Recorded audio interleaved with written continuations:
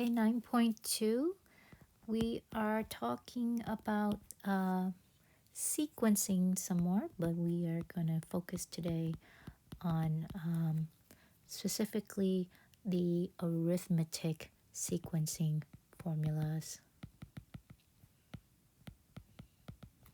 So there are two different types of sequencing formulas. We have an arithmetic and a geometric. And arithmetic has it's a simple, it has a slope. It's linear. Whereas geometric does not is not linear in that case. So if I were to give you a set of numbers, let's say 1, 2, 3, 4, 5, this would be arithmetic because each one changes at the same rate of 1. Or if I were to say 20, 26, 32, 38, each one changes at the same rate of 6. If they change at the same rate, it is linear, it is an arithmetic sequence, and so on. And to find the sequence or to find the change, which is d. In this case, this is 6, and up here it is 1. It is that is our change. If it does not change at the same rate, right, then it is geometric. We are no longer dealing with an arithmetic sequence. And here, let me give you the formula for the arithmetic sequence, which is a sub n equals a sub 1, which is the first term, plus n minus 1 times d. So think of the d as kind of our slope. If you think of it in terms of a linear equation, d is our slope, a sub 1 is our y-intercept, and n minus 1, well, that is just our x in that way. So think of it like that. But this is our arithmetic sequencing formula. So let's say we were given a sub 1 and d. Let's say a sub 1 equals 0 and d equals negative 5, 6. Well, all we need to do is just plug it into the formula to find a sub n. A sub n equals 0 plus n minus 1 times negative 5, 6. That means you just distribute the negative 5, 6. A sub n must then equal negative 5, 6 n plus 5, 6. And that would be our formula for a sub n given these parameters. What if you weren't given a sub 1 or 0, right? What if you were just given two sets of numbers? Let's say we were given a sub 1 equals 8 and a sub 4 equals 21. Well, we can still find a sub n. It's just going to take another extra step.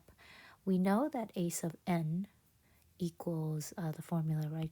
Just let me rewrite that formula for you to remind you what it is.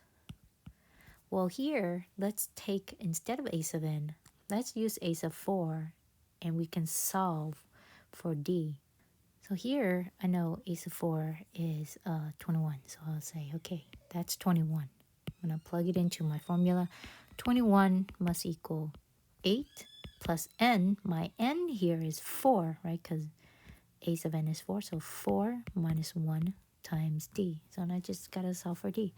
So 21 equals 8 plus 3d is subtract 8 on both sides. We get 13 equals 3d. Divide by 3, divide by 3. D must equal 13 thirds. Now I can plug that back in to the original formula to solve a sub n. A sub n must equal a sub 1, which is 8, plus n minus 1 times d. I know that's 13 thirds now, which equals 8 plus 13 thirds n minus 13 thirds. So 8 minus 13 thirds. 8 is the same thing about what that's what 24 thirds. So 24 minus 13, that's 11 thirds. So this is 13 thirds n plus 11 thirds. A sub n equals that 13. Let me rewrite that. That's 13 thirds n plus 11 thirds. Now that we got this formula, we can find, let's say, the first 5 terms of this. So a sub 1, a sub 2, a sub 3, a sub 4, and a sub 5. Now we just got to plug in 1, 2, 3, and 4, and 5 into each one of these. So the first one would be 13 thirds plus 11 thirds. So that's what, 24 thirds, which is 8. Which makes sense because a sub 1 is 8. The second one is 2 times, that's 26 thirds. 26 plus 11, that's 37 thirds. 37 thirds. The third one is 13 times 3 plus 11. That gives me 50 thirds. The fourth one is 13 times 4 plus 11. That gives me 63 thirds. And 63 thirds is just 21.